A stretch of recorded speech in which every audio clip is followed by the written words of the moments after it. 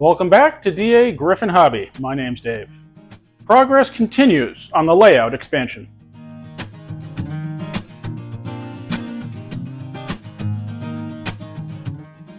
It is definitely still in a very, very early stage.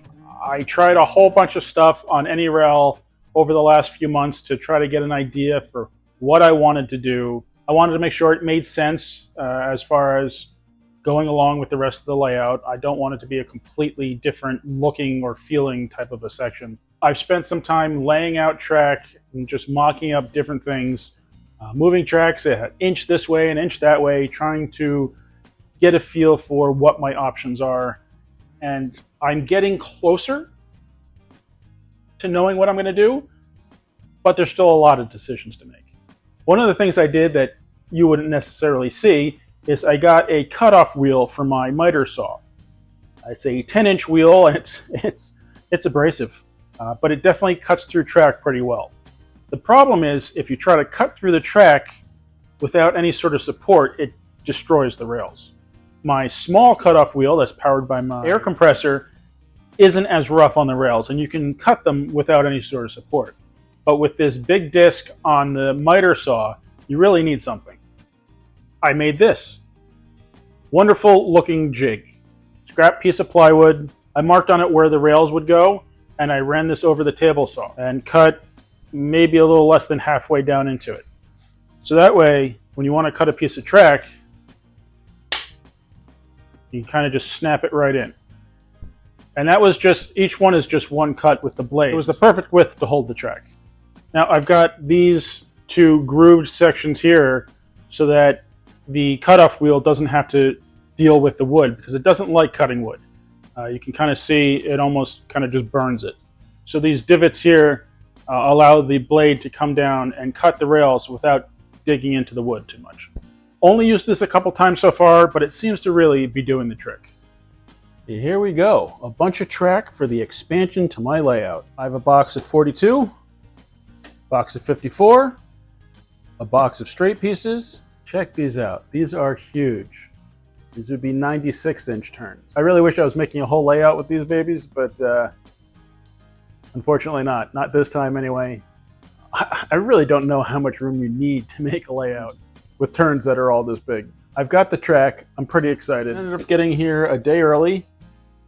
The boxes were a little roughly handled. I also got a couple of cars since I was ordering. I got this guy right here that I'll put headlights in. And I got this Forest Service Power Wagon just because I really like the look of it. So now that I've got this track, I think it's time I do a little mock-up. I've said before I've never built a layout this big, and I haven't. And I certainly haven't added a huge section to a layout this big. To a certain extent, I'm winging it. There are a couple of factors that I can't alter, and I have to work from those spots. One of those being the height of this track and the location of it. I'm not going to end up moving this track in order to make the expansion work. So I have to work from this spot and go from there. Now, while I can't move that track, I do have a little bit of flexibility, back and forth as far as, making everything work. So there's a little bit of give. But I want to try to start from this exact spot. Yes, this is too high because I'll be at this level, not this level, but I don't want to pull apart the outer loop yet. Because once I do that, I'm not going to be able to run trains, and that's just not cool. So I'm going to, for as long as I can, keep the outer loop together. I'm starting with just a very basic idea of where things are going to go. So I've got two pieces together. I like to use a straight edge of some type to kind of get it as straight as possible. So now I'm pretty happy that I never did anything crazy with this corner like I wanted to, because I'd be cutting it up. I don't want to rip this whole section off, at least not yet, because I don't know exactly how I'm going to work everything together. So what I want to do is cut a valley or so here for this track.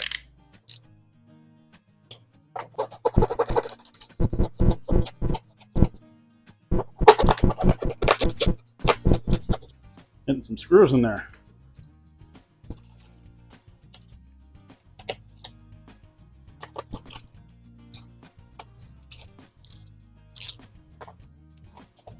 Now, when separating layers like this, if I can find exactly where the seam is between the two pieces, it makes it a lot easier. I can kind of slide the knife in and pop them apart.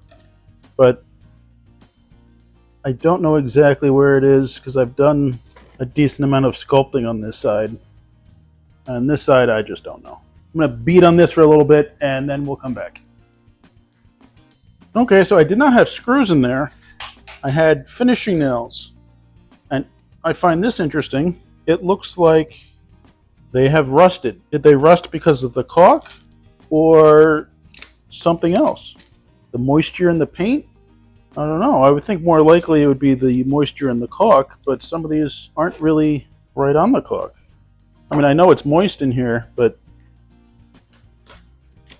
that's within the foam that it's rusting.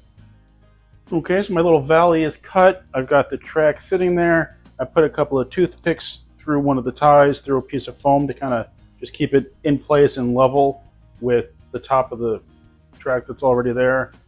Obviously, level doesn't matter a whole lot because I haven't built a table yet, and where I'm mocking up the track isn't even close to the right height.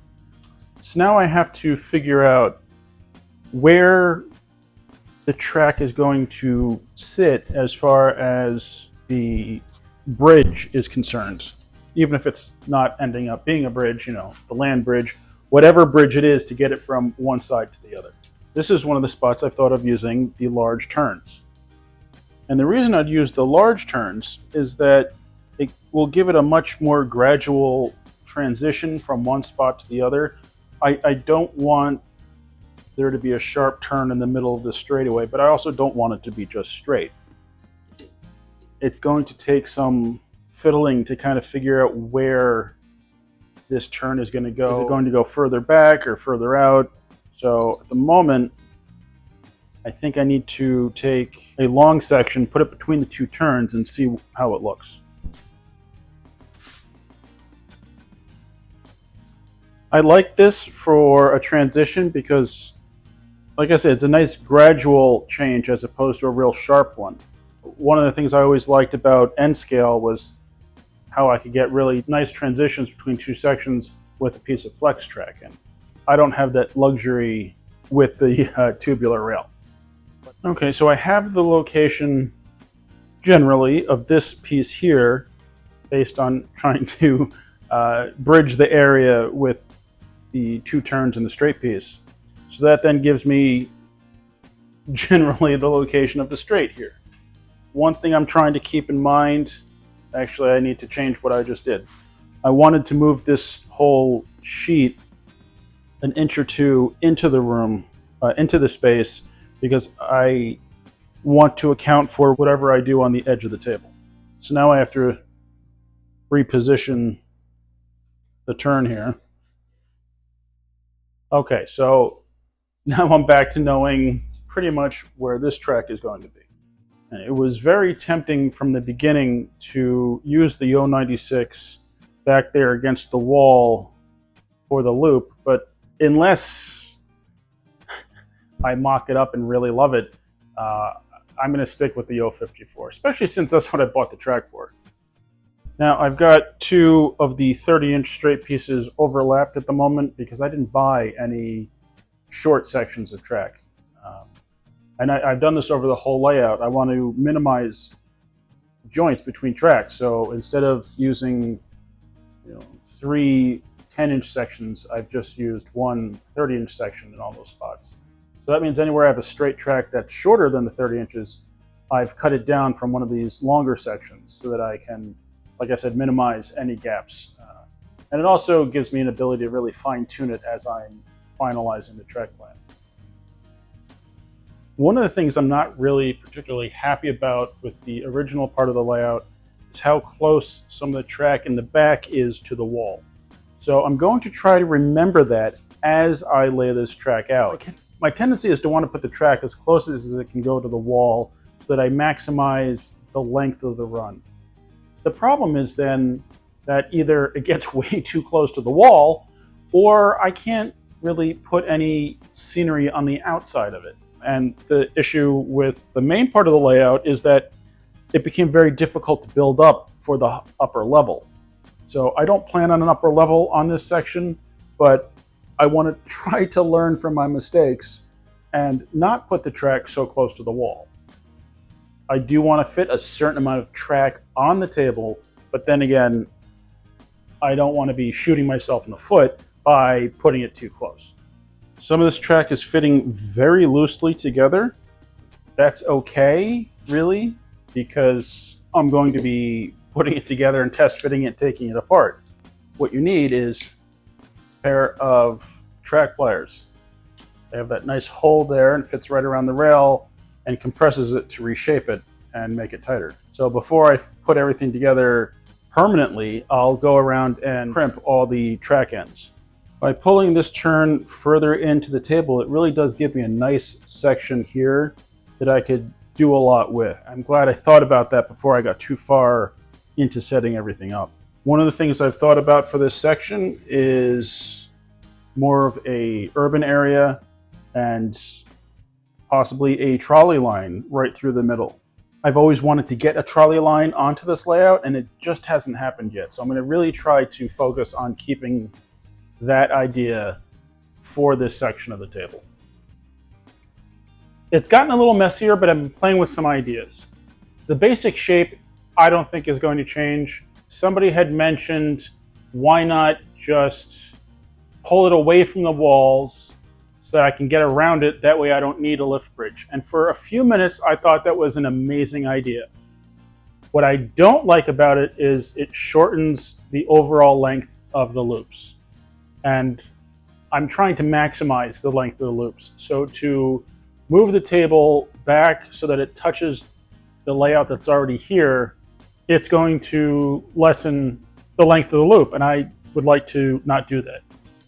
The other thing for this expansion is I want it to look like a different area, so I don't really want it touching this part of the layout that's already here, because I want it to be two separate geographical type areas. You know, I want this to be more of a flatter valley type of a spot.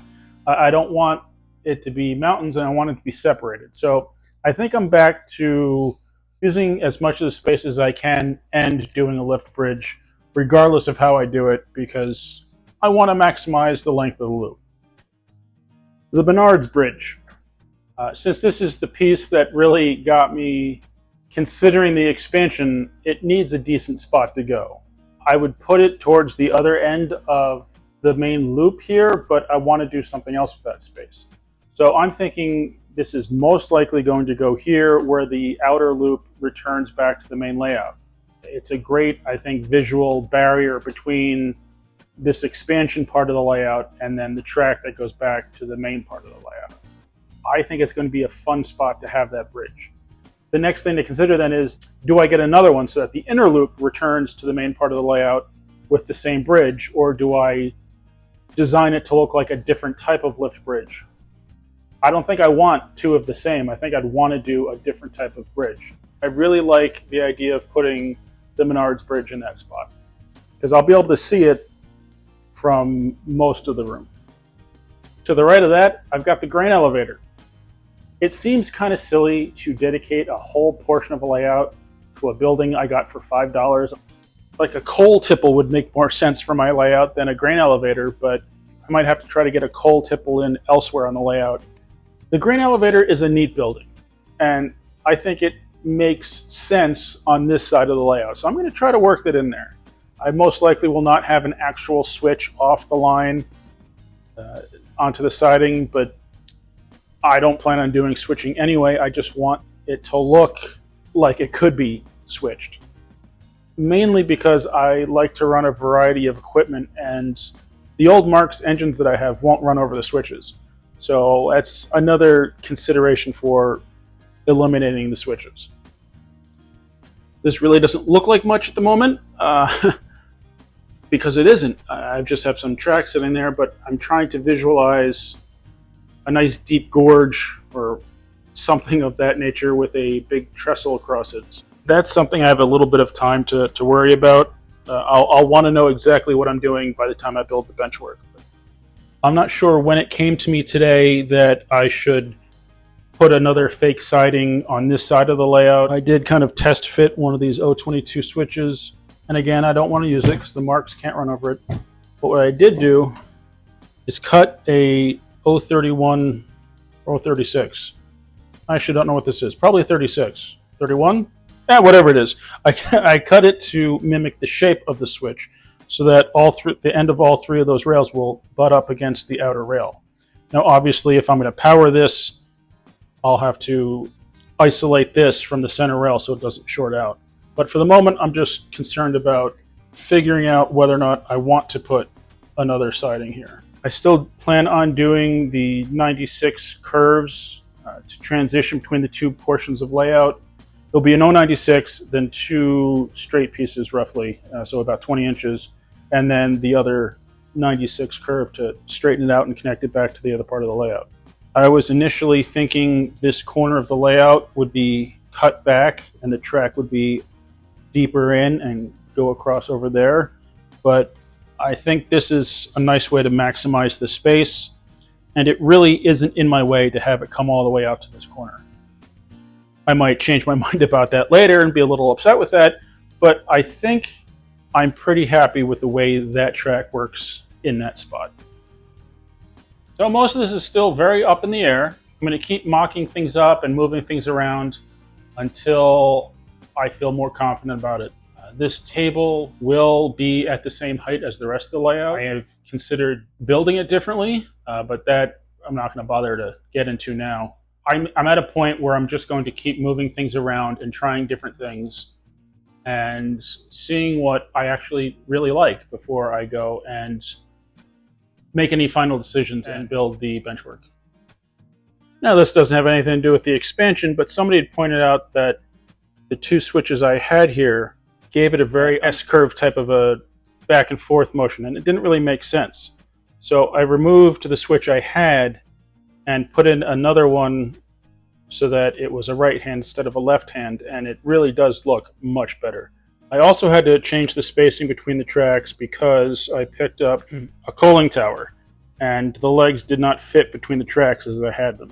So that means that the engine house is going to end up a bit wider than I had planned, which is fine because I haven't really started building it yet. It also means that this third outer track here is a lot closer to the inner loop than I had planned, but I'll make it work. It was worth the changes to get the coaling tower in there and to replace the switch over here so that it looked and functioned better. I've got a bunch of other projects going on or things that I want to work on, but this is probably going to be my focus for quite some time. So if I'm coming out with too many layout expansion videos, just drop me a line. Let me know that you want to see something else. But I hope this is going to be a very interesting, exciting, and maybe even educational process for all of us. And I have to say, I am really, really wanting to jump ahead and just start building the benchwork, but I'm going to play a little bit more with track placement before I commit to it. I hope you enjoyed the video. Thank you very much for watching. Please remember to like, comment, subscribe, and I'll see you next time on DAGryffyn Hobby.